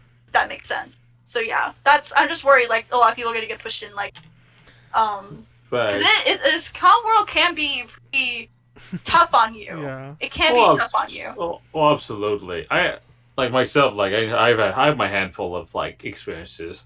And the thing is that like I mentioned, like could it like you Nyaru, kudos to you that you do everything on your operation and so forth. But in my recommendations, I think you should invest in if you have like a really close friend or even like a relative or even like if you have a sibling that I have people behind me. I have people behind me. Trust me, I do. It's just like when I was first starting out, it used to be just basically me. Yeah. Oh, okay. Of course, as like years went on, I would add people more to like my staff and things like that.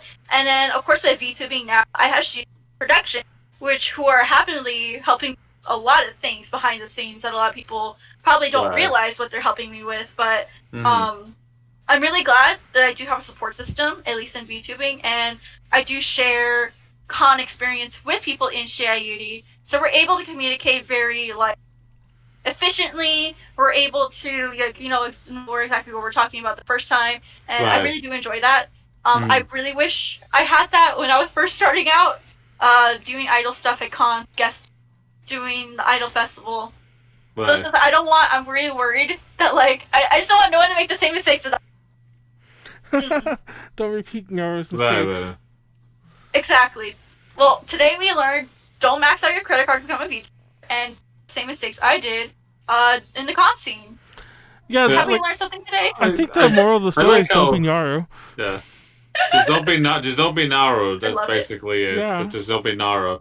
Like, okay, if you really want some legit advices, coming from an interviewer's perspective, like, I'm not a VTuber, so I know a lot of VTubers in the chat, and I recognize them, that probably they'll have a better advices because they are VTubers themselves, so they could probably give better advices than I can. But based from what whom I'm interviewed and what I've seen, everywhere and so forth, like, if you really want to be a VTuber, like, if you don't want to reveal your face, like this is what I look like, this is me, I'm JohnLovesAnime, this is what I look like. But if you don't want to show your face, I mean, VTubing right now is like an alternative to do what you want to do as content creators, whether if you want to do beauty or if you want to do vlogging or even like what I do as anime content or whatever the case may be, then VTubing is an alternative to do content creations because it's barely new, barely about 3 to 4 years old,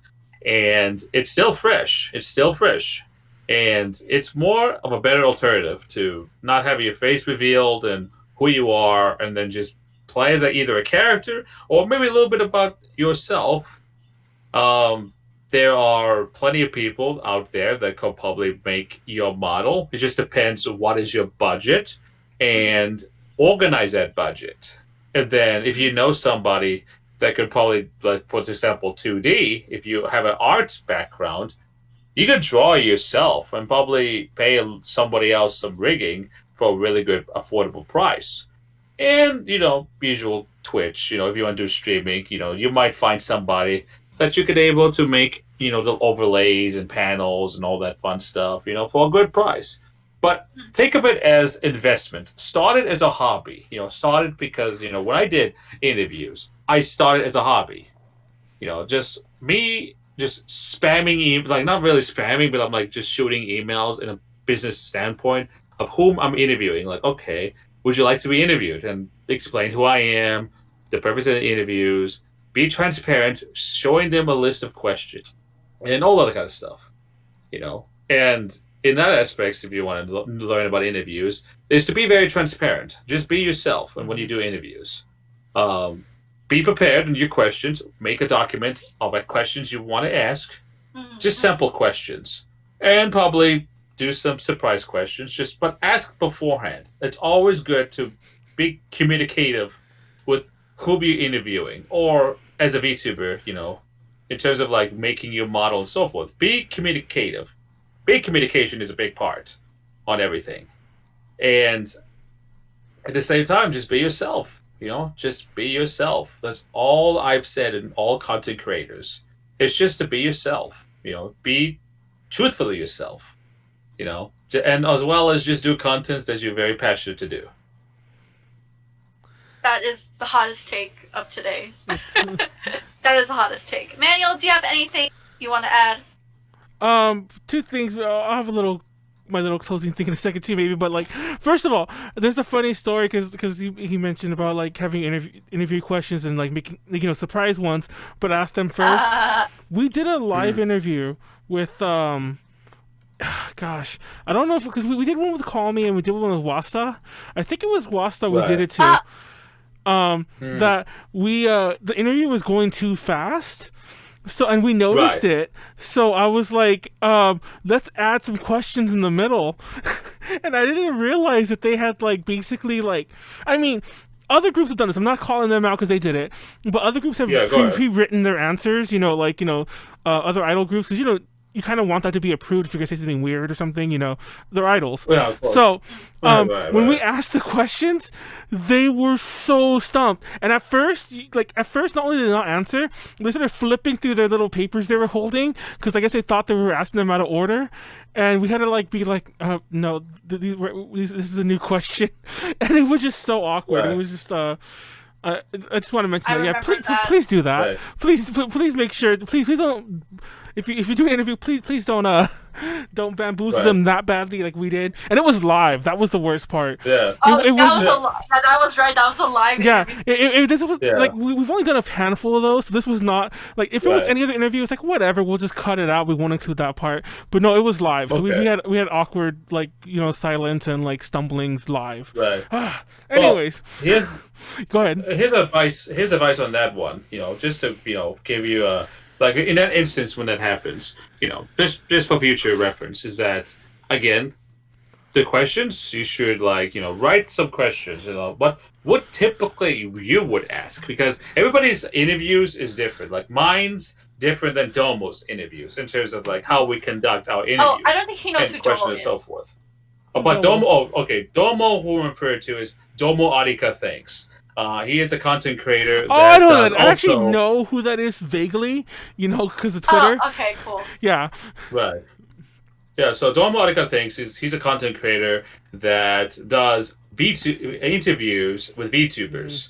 And he, what he does normally is, in my description, just more comedic approach. More kind of the way just, shit posting in a way, Jerry Springer comedy, because there's always something in there. For example, putting them in some jail cell or hanging them in some cage in a pit of flames. The editing is very high quality because he has a lot of experience in editing and so forth in Adobe and everything. So he does a tremendous job in his qualities. But I'm just saying, like, with both of our interviews, styles is different. But I always give advices to like anybody that wants to do interviews or inspired to do interviews, is to write down a list of questions that normally you would ask anyone that you interview, and show it off to your interviewee, so that way they could have a little bit of knowledge of what you would ask, but at the same time, it's okay to do it like, out of order, but it's like more or less is like, what they would expect, like when that question hits, then, that would, be like what's going to happen. And as well as, give them like some time, so that way, when they have like some pause, then that's when you can be like have a little kind of a conversation, make it natural, because like my interviews is more or less just like two friends just having a conversation, just have a good time, bros sitting in the hot tub, 5 feet apart because we're not gay. Yeah, exactly. Well, yeah, yeah, exactly. But the first interviews, or probably the first few interviews, will be like the very bad interviews. Like, I'll admit that when I did my interviews, when I did like with my YouTuber friends, was like I was not prepared, that some of the questions was like off the fly and all that kind of stuff. But you know what? Those ones are a great learning experience. So that way, it's like some form of ways to improve yourself. Yeah. But you said two things. What was the second thing? Oh no. The second thing I was just gonna like have a little statement on like, more things on like to wrap up that topic about VTubing, at cons and whatever. Definitely. Right. Even though like, the idea of investing in one's own equipment is tempting, I still think that you should more strong arm the con a little, and that kind of goes back to what Nyaru said about like, being a bit more of a having a bit more of a stronger personality, or pretending it. Honestly, a lot of this stuff it's a con scene. You can fake it till you make it on. Exactly. Like just go out there and like, no, we need this, and like they either do it or they don't, and if they don't, then honestly, if make it part of your thing. Exactly. Like, that's what I always do. I'm like, haha, this happened, but you know what? We're gonna make the best out of it. Haha. Like if they're willing to work with you, improving for like those kind of situations helped. It helped both A to J and me. So make it a smooth but like good show. So I would definitely err more on the side of still trying to make the con do it, but also definitely be prepared for any BS that might arise.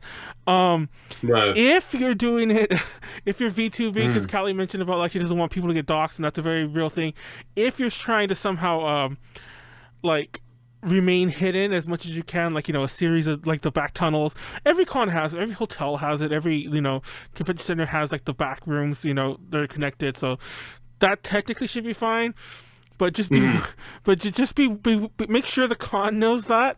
I feel like that's a very I feel like most con people, like, even though they might hear like kind of like me, kind of like, oh, I've heard about VTubers, like let's get us some VTubers, like in the very boomer way, but they don't really know. The people really making the decisions are like saying yes or no, probably have no idea what it is, and they don't realize that they might be dealing with somebody who's like a persona, as opposed to like a physical person there, if that's the way that they're going to do it. So there's a lot of little things. I don't know. And a thing that we didn't mention at all is that and when cons come back, actually not even if, when cons come back, they will have been gone for a year at least. More than that, I'm sure, by the time it actually happens. So by that point, everyone's fresh, everyone's green again. I'm kind of worried about the shit show that's going to be the first handful of cons back. No matter if everyone has the best intentions, like everyone can have the best intention, be willing to work at the hardest, it's still going to be hard. It's still going to be hard no matter what happens. Like I said, your first con will always be probably your worst, but it gets better from there. Yeah. I mean, it depends. It depends, again, communication and so forth. But I agree on that one. The first would be the worst. But here's the thing about this. When conventions would open to the public, just like when, let's just say, form of California, when they opened up the beaches, people flooded the beaches. That is true. I'm scared if they open the conventions and flood. open to the public to come in, they're gonna flood the place, and probably there could be some injuries or something that can cause chaos if they cannot handle it. Because trust me, people stay in for too long, and then they find out, oh, you can come in over there now. Then they'll just like run. I've actually, and they'll be like freedom, like some like the scene from whatever the Mel Gibson movie is, like Braveheart. like. Yeah, exactly. They'll do a Braveheart, basically. I've actually been thinking about this recently. Like, I was talking to a friend about when cons return, and one of the things he mentioned is like whether people will come back, because like whether the crowds will return. And the consensus we came to is like probably some of the regulars might be a little more hesitant to be like, I don't know if I want to go back, because they know what it's like. But what I imagine happening, similar to what you're saying about the beaches opening, we're gonna get a crap ton of normies, quote unquote normies, a crap ton of normies who are just flooding the conventions. Maybe because they've heard of Comic-Con before and they think anime San Japan, what is that your Texas Con or Anime LA or like San Japan. So yeah, like they might jump on those because it's like, oh, this is like the Comic-Con that I didn't go to like before COVID. I'm gonna go to this instead, and that's what we really imagine. That's what the person I talked to is also a con runner. Well, not that I'm a con runner, but they're a con runner. I mean to say, and so yeah, it really got us talking that everyone kind of thinks there's gonna be a huge influx of like new people, like new first con goers, people with their families, like that kind of thing. And I'm like, oh, that's gonna be that's gonna be an experience. Oh, I would imagine, yes. But like, I don't know, like, but also off topic. I'm just curious because you mentioned like you have done interviews you got yourself, guys. But have you ever thought of doing interviews with VTubers, like both of you? Like, I have. Did you have curiosity of that, to do interviews with VTubers? I totally have. Personally, like, even just for like my own thing, like, I don't mind if like Manuel gives me the channel one day and I'm, yo, what's up? It is VTube hour with your girl Nyaru, or I just do it on my channel. I've always been interested, and actually before I became a VTuber, I was doing over Western Idol interviews on my home Twitch. I did a couple of interviews. So like I said, I have interviews, and of course like I don't think I ever interviewed anyone within 8. I think I have. I don't. I almost did. I almost did it with Kaho Shibuya. Almost during ALA, but then like that didn't happen. Oh yeah. Just because like our schedule just didn't match up. That would have been a fucking hilarious interview if that happened. But I do have interview experience. I'm just, in my head, just go back to Hunter. Like it's like the like titty interview. Just wanted to bring it back over there. For those who don't know, Kaho Shibuya is an ex-AV actress. Adult entertainment actress in Japan, and she's quite. She also does Lootcast with Iron Mouse and Project. Yeah, she does a lot. She actually streams a lot these days, and she is like a huge channel. But but yeah, like we've actually like I've been interested in interviewing like I've been interested in a lot of interviews in general. A little plug: we just interviewed. This is not like related to VTuber, but a little plug. A to J just interviewed this band called Burnout Syndromes. They're pretty famous for doing the opening theme song for Dr. Stone. That's an interview on our website. Our first one in a while because we just haven't really reached out there. But before COVID, like I remember like there've been many a times, but last year I wanted to interview a lot of like local idols, like the not Chica idol scene, like the overseas idol scene. And I guess it's still Chica, but the overseas idol scene. And we interviewed Peachy Parade, who's another idol group. They're based out of Georgia. We've actually had a lot of Peachy Parade members on and off all of our streams, like the DTLs here and so on. But I've been wanting to do a lot more of that. Just scheduling, and honestly, the biggest thing is just going out there and asking people. That's something that I think that. I mean, I have a whole list. I have a little private list on. It's like I think that's the biggest I want thing. to interview one day. The biggest thing is just to go out there and just do it. Which is kind of like especially since like Manuel's a really big boomer and doesn't know what the fuck he's. Okay. I'll probably have to pick up the slack for that if we ever want to do interviews. But personally, I know I definitely want to do it. It's just a matter of, kind of experimenting and talking with everyone in S-Pro, seeing how can we get this done? Just a lot of planning a lot of planning. Because I usually go through a really big planning phase before I even announce anything. Right.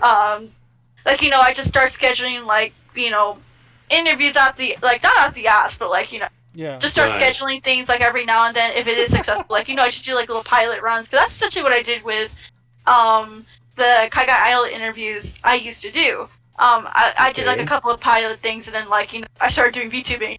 Shit. Okay, I guess I don't know if I can do that, but this is just interviewing. I definitely want to do it. I definitely want to. I don't know about, but he's a boomer, so. Right. But because again, I know we talked about behind the scenes and stuff on that, but I would like to answer any questions in terms of interviewing VTubers, because the thing is, I've always encouraged, and I will always say this on Twitter and even on my Twitch streams, I highly encourage more interviewers into the VTuber scene, more of them, because it's an ever-growing community, and it's still growing, and there's more in real-life content creators from YouTube and even streamers that take interest into the VTuber scene, and it's just really been a blowing up thing. And when I did the interviews, it was just me because I wanted to chat with people. With growing up, I never had friends. Growing up, I never talked to anybody. So this was something along the lines is me talking to anyone, and for me to make some friends, and as well as to showcase, anybody that I interview to the world, basically, because there's a lot of people that still don't know who it is or what it is to be a VTuber, or who is a VTuber in definition. Like Manuel, for example. I want to there'll always be newbies to every scene, yeah.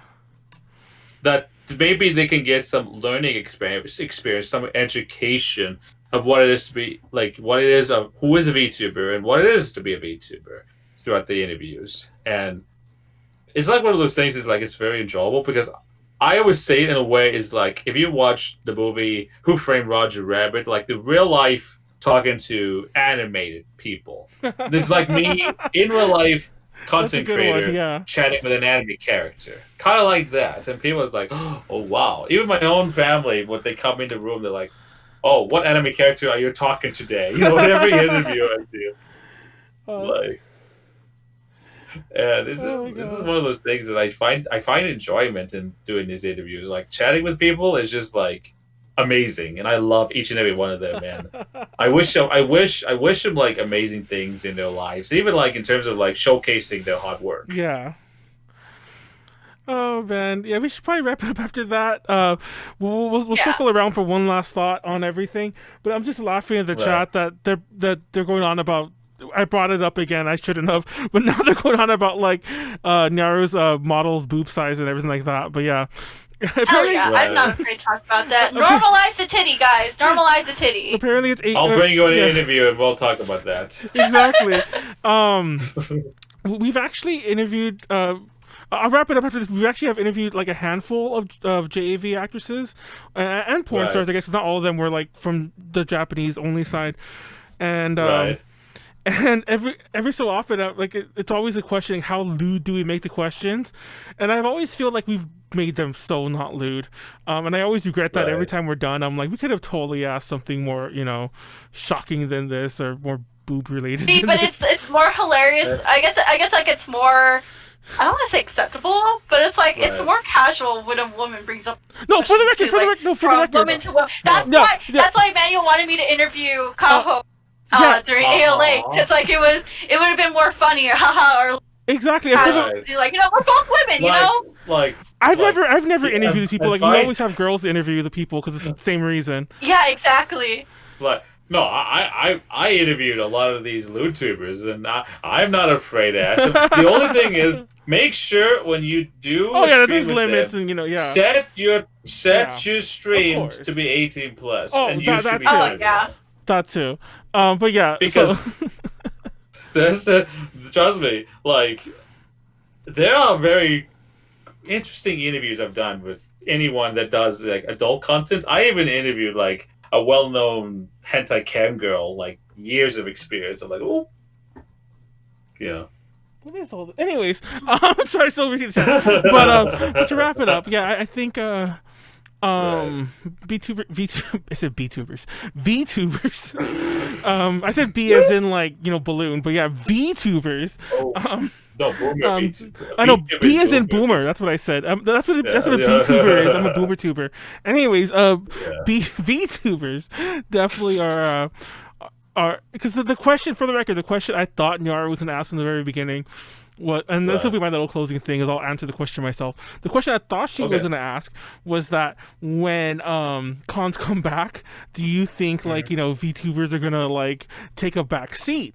And that's actually why I woed when she asked that, like, you think they're going to be at the cons? Which is an obvious question, is a legit question, but that was not like, in my head, the question has always been amongst me and other people who talk about VTubers is like, are they going to last when cons come back?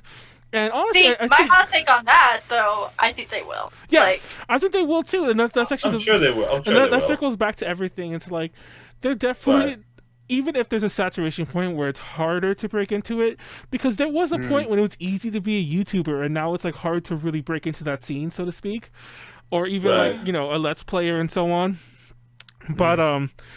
But you can always still break into those. But anyways, I definitely do think that even if there is a saturation point, it's definitely like a new thing here to stay. And boomers like me should either accept it or get the fuck out. And that's my closing statement. Just stay outside that patio and just yell at people that get off their grass. Yeah, just go to my open the blinds a little, like, damn kids. Yeah, there you go. But either accept it or just do that. John, you have any closing thoughts before you wrap it up? I mean, like, if you want to become a VTuber, I highly suggest it.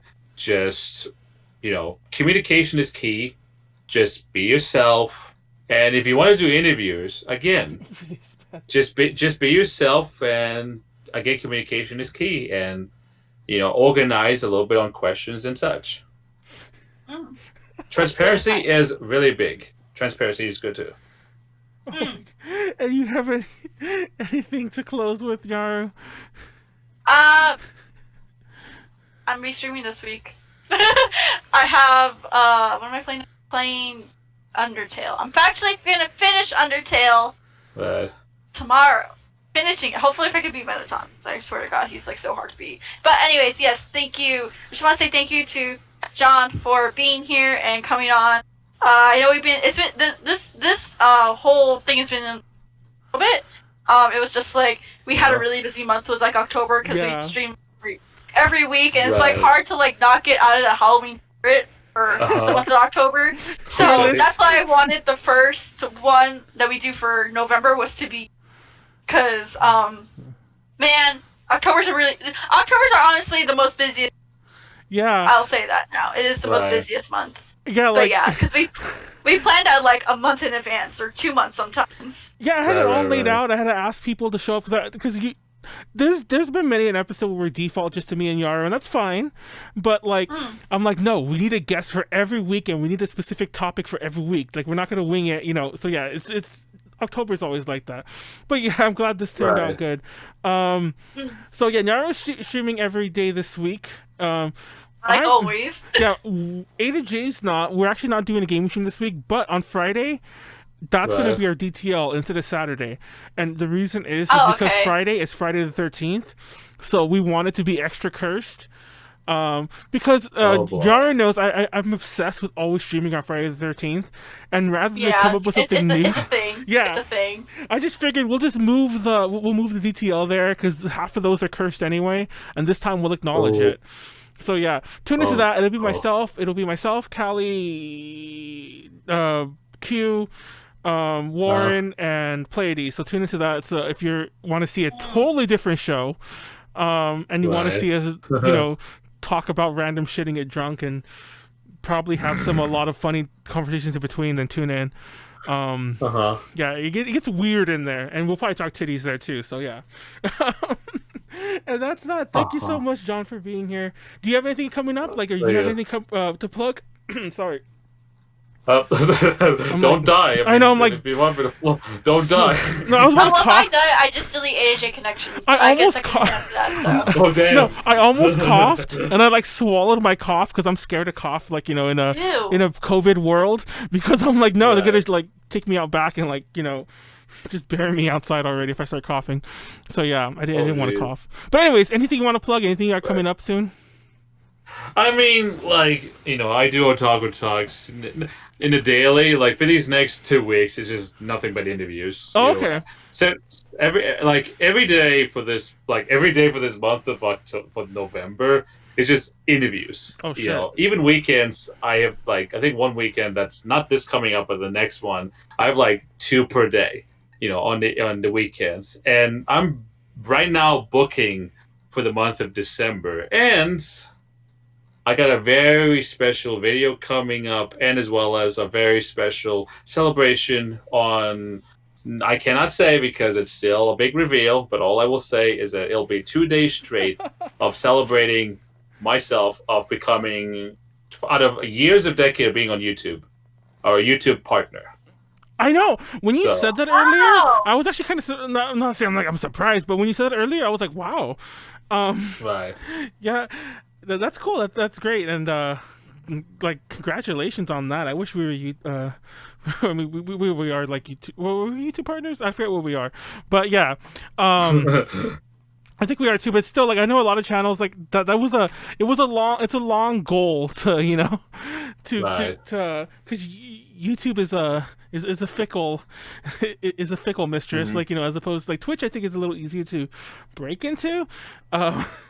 Yeah, yeah. Which and speaking of which, if you're watching on YouTube, hit the subscribe and click the bell and watch us so we can get those 4,000 hours. Haha. Yeah. Thank God we have some really popular interviews that I think just boost all of our other content. Right. We have a few interviews that are evergreen and that get us that have 1 million views, and it's oh well, we're gonna just write on those for the rest of our life, and a few dozen people will watch our podcast, a week. But right. But yeah, I mean, if anyone wants to be interested of the interviews, I do it on Twitch The channel name is JohnLovesAnime. I do Otaku Talks. I interview VTubers. I have them sometime on weekdays at 7 p.m. Pacific time, and weekends it's just mainly anytime. It's just because those are my days off, so anytime on the weekends. And yeah, I mean, and also my YouTube channel is also JohnLovesAnime. Which mainly I do anime content, but also probably in the future do interviews on YouTube as well. Just have a little bit of a balance. Yeah. So everyone follow that. There's links in the chat if you're on Twitch. If you're watching on YouTube, there's a billion links in the the description. I mean, so click on everything. And just sub to everything you see in there. There'll be Twitch links and YouTube links, and yeah. On that note, we'll be back next Tuesday. I'm not sure exactly what we're doing yet, but we'll be back next Tuesday at 6. And then I mentioned this Friday at 6. By the way, it's at 6. This Friday is at 6, is the DTL, the curse one. And Callie said she might cancel to make it really curse at the last minute. Please don't do that, Callie. I might cancel just to say I cancel. I know, just say you cancel. Nyaru's not coming. Fun fact. I have not been on that one once at all. Yeah, there actually was a podcast that Nyaru canceled on, and I just didn't tell anyone until we went live. But that's a story for another day. I'll just right. Our viewers might remember that. It was like, wait, what? I just didn't say anything. Anyway, peace out. Good night. Take care of yourselves. Be healthy. Be safe. And that's, good night. Thank you, John. Thank you, John. Good night. Oh.